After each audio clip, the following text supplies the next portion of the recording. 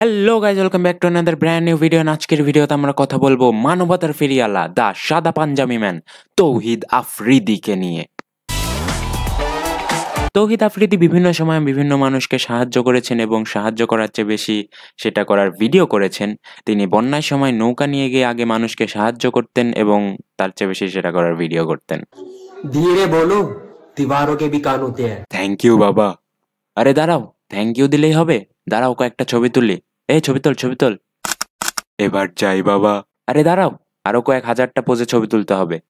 ওইসব সময় তৌহিদ আফ্রিদি ভাইয়া ভিডিও করে করে সাহায্য করলেও বৈষম্য বিরোধী ছাত্র আন্দোলনের সময় তিনি তাও করেননি। তাই ছেলে পেলে তার পেছনে বোমা ফাটানো শুরু করছে। এর কারণে তৌহিদ ভাইয়া ক্ল্যারিফিকেশন দিয়ে একটা ভিডিও আপলোড দিছে। সো এই ভিডিওতে তিনি বলছেন যে তিনি নাকি অনেক চাপের মধ্যে ছিলেন, তাই তিনি আন্দোলনের পক্ষে থাকতে পারেননি। কিন্তু তিনি যে আওয়ামী লীগের পা চাটা দালাল, তিনি এটা বলেননি। প্রত্যেকবার আসলে চাচার কাছ থেকে জোর করে 500 টাকা নিয়ে যাই।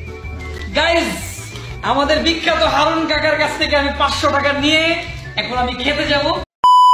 আপনাদেরকে ইশারা ইঙ্গিত দিয়ে দেখেন, একটা মানুষ যখন একটা স্ট্যাটাস দেয় সে ডিলিট করে কখন?